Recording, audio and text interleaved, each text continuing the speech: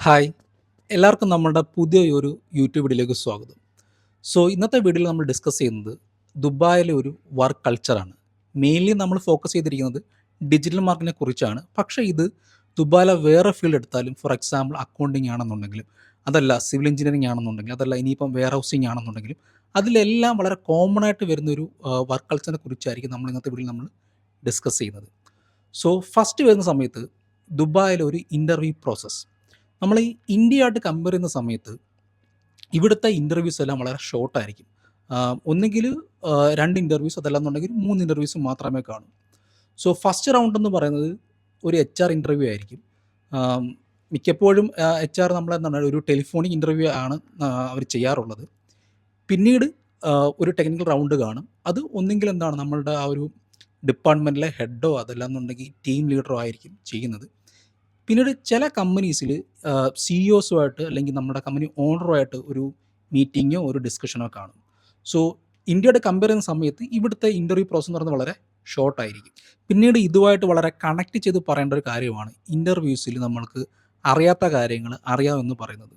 ഇപ്പം UAE law എടുത്തു കഴിഞ്ഞാൽ ആദ്യത്തെ 6 മാസം എന്ന് പറയുന്നത് ഒരു പ്രൊബേഷൻ പീരീഡ് ആയിരിക്കും. ഓക്കെ, അപ്പം നമുക്കറിയാത്ത കാര്യങ്ങൾ ഫോർ എക്സാമ്പിൾ ഇപ്പം ഡിജിറ്റൽ മാർക്കറ്റിംഗ് ആണെന്നുണ്ടെങ്കിൽ നമുക്കിപ്പം വീഡിയോ എഡിറ്റിംഗ് അറിയത്തില്ല. ഓക്കെ, അതല്ലാന്നുണ്ടെങ്കിൽ നമുക്ക് എന്താണ് ഗ്രാഫിക് ഡിസൈനിങ് അറിയത്തില്ല. ഓക്കെ, അപ്പം ചില ആൾക്കാർ ഇൻ്റർവ്യൂസിന് നടന്ന് നമുക്കത് അറിയാമെന്ന് പറയുകയും നമ്മളുടെ ഒരു വർക്ക് അല്ലെങ്കിൽ നമ്മളുടെ ഒരു വർക്കിൽ നമ്മൾ ഒരു ആദ്യത്തെ ഒരു 6 മാസം നമുക്ക് ഇങ്ങനെയുള്ള വർക്ക് കിട്ടുകയും നമുക്കത് ചെയ്യാൻ പറ്റാതെ വരികയും ചെയ്യും.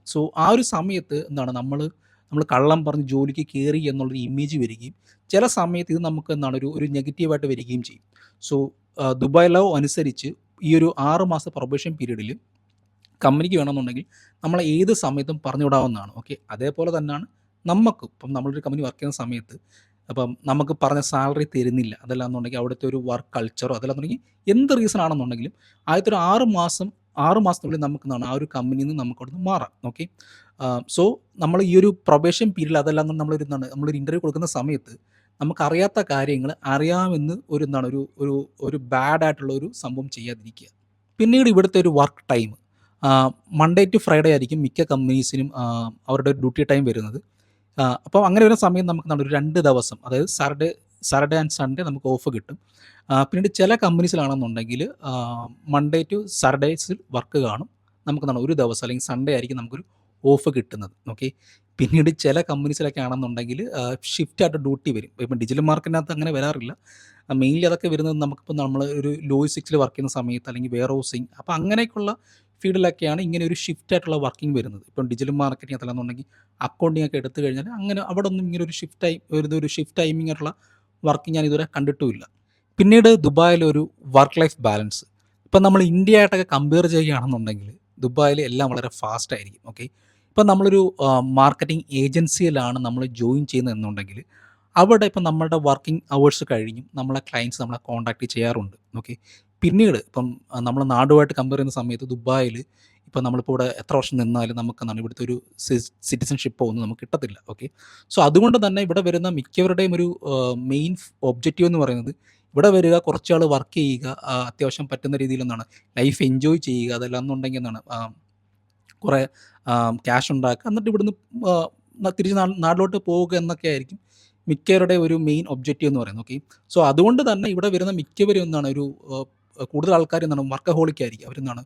ഇപ്പം മാർക്കറ്റിംഗ് ഏജൻസി എടുത്തു കഴിഞ്ഞാൽ തന്നെ മിക്കവരും ഓവർ ടൈം ഡ്യൂട്ടിയും അവർ ചെയ്യാറുണ്ട്. ഓക്കെ, നിങ്ങൾ പുതുതായിട്ട് ജോയിൻ ചെയ്യുന്ന സമയത്ത് ചിലപ്പോൾ നിങ്ങൾക്ക് ഇതൊരു വളരെ ഒരു കൾച്ചറൽ ഷോക്ക് പോലെ തോന്നാം. എന്തുകൊണ്ടായിരിക്കും ഇത്രയും ആൾക്കാർ വർക്ക് ടൈമിങ് കഴിഞ്ഞും പിന്നെയും ഇരുന്ന് ഇങ്ങനെ വർക്ക് ചെയ്യുന്നത്. ഓക്കെ, അതിൻ്റെ മെയിൻ റീസൺ എന്താണെന്ന് വെച്ച് കഴിഞ്ഞാൽ ഇവിടെ നമ്മളൊരു ടെമ്പററി ആയിട്ട് ഇവിടെ വരുന്നു, വർക്ക് ചെയ്യുന്നു, നമുക്ക് പറ്റുന്ന രീതിയിൽ നമ്മൾ അതിൻ്റെ ഒരു മാക്സിമം നമ്മൾ ഒരു എഫേർട്ട് ഇട്ട് അതിൻ്റെ മെയിൻ റിസൾട്ട് ആയിട്ട് നമ്മൾ തിരിച്ച് നാട്ടിലോട്ട് പോകുന്നു. അതുകൊണ്ട് തന്നെ നമ്മൾ പുതിയൊരു കമ്പനി ജോയിൻ ചെയ്യുന്ന സമയത്ത് നമ്മളുടെ മാക്സിമം നമ്മളവിടെ എഫേർട്ട് ഇടേണ്ടി വരും. പിന്നീട് സാലറി ഇൻക്രിമെൻറ്റ്സ്. നോർമലി ഒരു കമ്പനിയിൽ നമ്മളുടെ വർക്ക് ചെയ്ത് ഒരു 1 ഇയറിന് ശേഷമായിരിക്കും മിക്കപ്പോഴും നമ്മളുടെ ഒരു സാലറി ഒക്കെ അവർ ഇൻക്രീസ് ചെയ്യുന്നത്. ഓക്കെ, പിന്നീട് ചില കമ്പനീസ് അല്ല, മിക്ക കമ്പനീസിലും നമ്മളുടെ ഒരു കോൺട്രാക്ട് പീരീഡ്, നോർമലി ദുബായിലൊരു വർക്ക് കോൺട്രാക്ട് വരുന്നത് 2 വർഷത്തെ കോൺട്രാക്റ്റ് ആയിരിക്കും. ഓക്കെ, അപ്പം മിക്ക കമ്പനികളും നമ്മൾ ആ ഒരു കോൺട്രാക്ട് പീരീഡ് കംപ്ലീറ്റ് ചെയ്തതിന് ശേഷമായിരിക്കും നമ്മളെന്താണ് നമ്മളവിടെ ഇനി കണ്ടിന്യൂ ചെയ്യുകയാണെന്നുണ്ടെങ്കിൽ നമ്മുടെ സാലറി അവർ ഇൻക്രീസ് ചെയ്യുന്നത്. ഓക്കെ. സോ മിക്ക കമ്പനീസിലും ഇങ്ങനെ എന്താണ് ഒരു 1 ഇയർ ശേഷം ചില കമ്പനീസിൽ സാലറി കൂട്ടാറുണ്ട്. പിന്നെ ചില കമ്പനീസിൽ എന്താണ് 2 വർഷം കഴിഞ്ഞ ശേഷമായിരിക്കും കൂട്ടുന്നത്. ആ ഒരു കമ്പനിയുടെ ആ ഒരു സെറ്റപ്പ് അല്ലെങ്കിൽ കമ്പനിയുടെ എന്താണ് ആ ഒരു കൾച്ചർ പോലെ ഇരിക്കും നമ്മുടെ ഒരു സാലറി ഇൻക്രിമെൻ്റ് ഒക്കെ ചെയ്യുന്നത്. ഓക്കെ. പിന്നീട് ചില കമ്പനീസ് ആണെന്നുണ്ടെങ്കിൽ നമ്മളെന്താണ് അവിടെ ഒരു വർഷം കഴിഞ്ഞാൽ അതല്ല ഇനിയിപ്പം 2 വർഷം കഴിഞ്ഞാലും ചില കമ്പനീസ് എന്താണ് നമ്മുടെ സാലറി ചിലപ്പം കൂട്ടാറ് പോലും ഇല്ല. ഓക്കെ. സോ അങ്ങനെ വരുന്ന സമയത്ത് പിന്നീട് എന്താണ് ആ ഒരു കമ്പനിയിൽ തുടരാതെ എന്താണ് വേറൊരു കമ്പനിയിൽ നമുക്ക് എന്താണ് ഒരു ബെറ്റർ ആയിട്ടുള്ള ഒരു ഓപ്പർച്യൂണിറ്റി നമുക്ക് നോക്കാവുന്നതാണ്. പിന്നീട് കമ്പനി കൾച്ചർ. സോ ദുബായ് എടുത്തു കഴിഞ്ഞാൽ ഒരു ലോകത്തുള്ള എല്ലാ രാജ്യങ്ങളിൽ നിന്നും ആൾക്കാർ ദുബായിൽ വന്ന് വർക്ക് ചെയ്യുന്നുണ്ട്. ഒരു മോർ ദാൻ ഒരു 190 കൺട്രീസിൽ നിന്ന്. സോ ഇവിടെ വരുന്ന ആൾക്കാർ അവർ സംസാരിക്കുന്ന ലാംഗ്വേജ്, അവരുടെ ഫുഡ് അല്ലെങ്കിൽ അവരുടെ ഒരു കൾച്ചർ എല്ലാം വളരെ എൻ്റർലി ഡിഫറൻ്റ് ആയിരിക്കും. സോ നമ്മൾ ഇന്ത്യയിൽ നിന്ന് ഇവിടെ വന്ന് വർക്ക് ചെയ്യുന്ന സമയത്ത് നമുക്ക് ഇതെല്ലാം എക്സ്പീരിയൻസ് ചെയ്യാൻ ഒരു ഓപ്പർച്യൂണിറ്റി നമുക്ക് കിട്ടുന്നുണ്ട്. സോ ഇപ്പം നമ്മൾ ഇന്ത്യയിൽ ഫോളോ ചെയ്യുന്ന അല്ലെങ്കിൽ നമ്മൾ ഇന്ത്യയിൽ സംസാരിക്കുന്ന രീതിയോ അല്ലെങ്കിൽ നമ്മൾ അവിടെ ആൾക്കാരോട് ബിഹേവ് ചെയ്യുന്ന രീതിയിലായിരിക്കരുത് നമ്മൾ ഇവിടെ വന്ന് എന്താണ് ഇപ്പം വേറൊരു കൾച്ചറിലുള്ള ആൾക്കാരുമായിട്ട് നമ്മൾ അവരുമായിട്ട് സംസാരിക്കുന്നതോ വർക്ക് ചെയ്യുന്നതോ. സോ അവർക്ക് കൂടി ഒരു അക്സെപ്റ്റ് ചെയ്യാൻ പറ്റുന്ന ഒരു വർക്ക് കൾച്ചർ ആയിരിക്കണം നമ്മൾ ഇവിടെയും അഡാപ്റ്റ് ചെയ്യേണ്ടത്. പിന്നീട് നമുക്ക് വേണ്ട ബേസിക് സ്കിൽസ്. സോ അതിൽ ഫസ്റ്റ് പറയേണ്ടതാണ് നമ്മളുടെ ഒരു ലാംഗ്വേജ് സ്കിൽ എന്ന് പറയുന്നത്. ഓക്കെ. സോ ദുബായ് എടുത്തു കഴിഞ്ഞാൽ ഒരു 95% ഓഫ് ആൾക്കാരും ഇംഗ്ലീഷ് സംസാരിക്കുന്ന ആൾക്കാരാണ്. ഓക്കെ. സോ അതുകൊണ്ട് തന്നെ നമുക്ക് എത്രത്തോളം നല്ല പോലെ ഇംഗ്ലീഷ് സംസാരിക്കാൻ അറിയാം അതിനനുസരിച്ചിരിക്കും നമുക്കൊരു നല്ലൊരു ജോബ് കിട്ടുന്നതും പിന്നെ നമ്മുടെ ഒരു ജോബിലൊരു ഗ്രോത്ത് ഉണ്ടാവുന്നതൊക്കെ. സോ അതുകൊണ്ട് തന്നെ മാക്സിമം നല്ല പോലെ ഇംഗ്ലീഷ് ലാംഗ്വേജ് സംസാരിക്കാനും എഴുതാനൊക്കെ അറിഞ്ഞിരിക്കണം. സോ ഇപ്പം നിങ്ങളിപ്പോൾ നാട്ടിൽ നിന്നൊരു ദുബായിലോട്ട് അല്ലെങ്കിൽ UAE ജോബിന് വരാൻ നിൽക്കുന്ന ആളാണെന്നുണ്ടെങ്കിൽ അത്യാവശ്യം നല്ല പോലെ ഇംഗ്ലീഷ് ബേസിക്കായിട്ട് നമ്മളൊരു ഇംഗ്ലീഷ് സംസാരിക്കാനൊക്കെ പഠിച്ചിട്ട് വേണം വരാൻ. പിന്നീട് മിക്കവർക്കുള്ളൊരു ഡൗട്ടാണ് ഓക്കെ നമുക്കെന്താണ് അറബിക്ക് അറിഞ്ഞാൽ മാത്രമേ ഇവിടെ ജോബ് കിട്ടുമോ ഇല്ലയോ എന്നുള്ളത്. ഓക്കെ. സോ ദുബായ് എടുത്തു കഴിഞ്ഞാൽ മിക്ക പ്രൊഫഷൻ എടുത്തു കഴിഞ്ഞാലും അറബിക്ക് ഉണ്ടെങ്കിൽ മാത്രമേ ജോബ് കിട്ടൂ എന്നൊന്നുമില്ല. ഓക്കെ. കാര്യം എന്ന് വെച്ചാൽ ഇവിടുത്തെ ഒരു പോപ്പുലേഷൻ തന്നെ ഒരു 90% ഓഫ് ആൾക്കാരെന്ന് പറയുന്നത് പുറത്തുനിന്നുള്ള ആൾക്കാരാണ്. ഓക്കെ. അവിടെ എമിറാത്തീസ് അല്ലെങ്കിൽ അറബി സംസാരിക്കുന്ന ആൾക്കാർ വളരെ കുറവാണ്. സോ അതുകൊണ്ട് തന്നെ നമുക്കെന്താണ് ഇപ്പം അറബിക്ക് മസ്റ്റായിട്ട് അറിഞ്ഞിരിക്കണം എന്നൊന്നുമില്ല. പക്ഷേ അറബിക്ക് അറിയുകയാണെന്നുണ്ടെങ്കിൽ കുറച്ചും കൂടി എന്താണ് ഒരു അഡ്വാൻറ്റേജ് ആണ്. പക്ഷേ അറബിക്ക് അറിയാത്ത ആൾക്കാർക്ക് നല്ല ജോബ് നല്ല സാലറി എല്ലാം കിട്ടുന്നുണ്ട്. ഓക്കെ. പിന്നീട് ഇപ്പം ചില പ്രൊഫഷനൊക്കെ എടുത്തു കഴിഞ്ഞാൽ ഫോർ എക്സാമ്പിൾ നമ്മളിപ്പം ഈ ഡിജിറ്റൽ മാർക്കറ്റിങ്ങിനകത്ത് നമ്മൾ സോഷ്യൽ മീഡിയയിൽ വർക്ക് ചെയ്യുകയാണെന്ന് കരുതുക. ഓക്കെ. സോ ആ ഒരു സമയത്ത് ഇപ്പോൾ നമുക്ക് എന്താണ് ഇപ്പം എന്തെങ്കിലും ഒരു പോസ്റ്റ് ചെയ്യുന്ന സമയത്ത് അതിൻ്റെ ഒരു ഡിസ്ക്രിപ്ഷൻ ഇപ്പം അറബിക്കിൽ കൊടുക്കണം.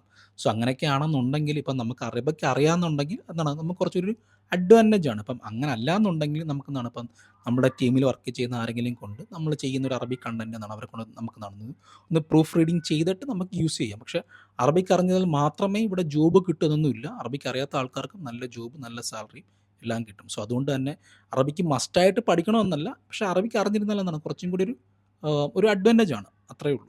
പിന്നീട് വിസ പ്രോസസ്സിങ്. സോ നിങ്ങളിപ്പോൾ നാട്ടിൽ നിന്ന് ഇങ്ങോട്ട് വരാൻ നോക്കുന്ന ഒരാളാണെന്നുണ്ടെങ്കിൽ നിങ്ങൾക്ക് 2 രീതിയിൽ ഇങ്ങോട്ട് വരാം. ഒന്നാമത്തത് നമുക്ക് ഒരു വിസിറ്റിംഗ് വിസ എടുത്തുകൊണ്ട് ഇവിടെ വന്ന് ജോബ് കണ്ടെത്തി നല്ലൊരു കമ്പനിയിൽ ജോലിക്ക് കയറാം. അതല്ലാന്നുണ്ടെങ്കിൽ ഇപ്പം നാട്ടിൽ ഇരുന്നു കൊണ്ട് തന്നെ നിങ്ങൾക്ക് ജോബിനൊക്കെ അപ്ലൈ ചെയ്ത് ഇപ്പം അങ്ങനെ എന്തെങ്കിലും ഒരു ചാൻസ് കിട്ടുകയാണെന്നുണ്ടെങ്കിൽ അങ്ങനെയും ഇവിടെ ജോബിന് വരാം. പക്ഷേ അതൊക്കെ വളരെ റെയറാണ്. ഇപ്പോൾ ഒരു 100 പേർ എടുത്തു കഴിഞ്ഞാൽ അവരും ചിലപ്പോൾ ഒരു 2 പേർക്കോ അല്ലെങ്കിൽ ഒരാൾക്കോ ആയിരിക്കും നാട്ടിൽ നിന്ന് ജോബ് കിട്ടി ഇങ്ങോട്ട് വരുന്നത്. ഓക്കെ. സോ അതുകൊണ്ട് തന്നെ ഇപ്പം നിങ്ങളെന്താണ് ഇവിടെ തന്നെ വന്ന് ജോലി ചെയ്യണമെന്നുള്ള നല്ല ഒരു ആഗ്രഹമുള്ള ഒരാളാണെന്നുണ്ടെങ്കിൽ വെറുതെ നാട്ടിൽ ഇരുന്ന് തന്നെ ഇങ്ങനെ അപ്ലൈ ചെയ്തുകൊണ്ടിരിക്കാതെ ഇവിടെ വിസിറ്റ് വിസ എടുത്ത് വന്ന് ഇവിടെ അപ്ലൈ ചെയ്ത് ഒരു കമ്പനിയിൽ ഇൻ്റർവ്യൂ കൊടുത്ത് കയറുന്നതായിരിക്കും എപ്പോഴും നല്ലത്. പിന്നീട് ദുബായിലെ ടാക്സസ്. സോ നമ്മളിപ്പം ഇന്ത്യയായിട്ട് കമ്പയർ ചെയ്യുകയാണെന്നുണ്ടെങ്കിൽ ഇപ്പം നമുക്ക് കിട്ടുന്ന സാലറിയുടെ ഒരു ഇത്ര പെർസെൻറ്റേജ് ആയിട്ട് നമ്മൾ ഒരു ഇൻകം ടാക്സ് നമ്മൾ പേ ചെയ്യും. ഓക്കെ. പക്ഷേ ദുബായ് എടുത്തു കഴിഞ്ഞാൽ ദുബായിൽ നമ്മൾ ഒരു രീതിയിലുള്ള ടാക്സും നമ്മുടെ സാലറിക്ക് പേ ചെയ്യേണ്ട. സോ അതുകൊണ്ട് തന്നെ ഇപ്പം നമുക്ക് എത്ര സാലറി കിട്ടിയാലും അത് ഇൻ ഹാൻഡാണ് നമുക്ക് കയ്യിൽ കിട്ടുന്ന സാലറിയാണ്. ഓക്കെ. സോ പിന്നീട് ഇപ്പം ഇവിടെ ടാക്സസ് ഇല്ല എന്നല്ല. പക്ഷെ നമ്മളുടെ സാലറിക്ക് ഇവിടെ ടാക്സ് ഇല്ല. അതല്ല നമ്മളിപ്പം പുറത്തുനിന്ന് പ്രൊഡക്റ്റും സർവീസൊക്കെ വാങ്ങുന്ന സമയത്ത് നമുക്ക് അതിൻ്റേതായ ഒരു ടാക്സ് നമുക്ക് അടയ്ക്കണം. ഈ ഒരു വീഡിയോയിൽ നമ്മൾ മാക്സിമം എല്ലാം നമ്മൾ കവർ ചെയ്യാൻ ശ്രമിച്ചിട്ടുണ്ട്. സോ നിങ്ങൾക്ക് ഇനി എന്തെങ്കിലും ഡൗട്ട് ഉണ്ടെന്നുണ്ടെങ്കിൽ നമ്മളെ വീഡിയോയിൽ നിങ്ങൾക്ക് ഒരു കമൻറ്റായിട്ട് പോസ്റ്റ് ചെയ്യാം. ഞാൻ മിക്ക കമൻറ്റ്സ് റിപ്ലൈ കൊടുക്കാറുമുണ്ട്. സോ നമുക്കിനി നെക്സ്റ്റ് വീഡിയോയിൽ കാണാം.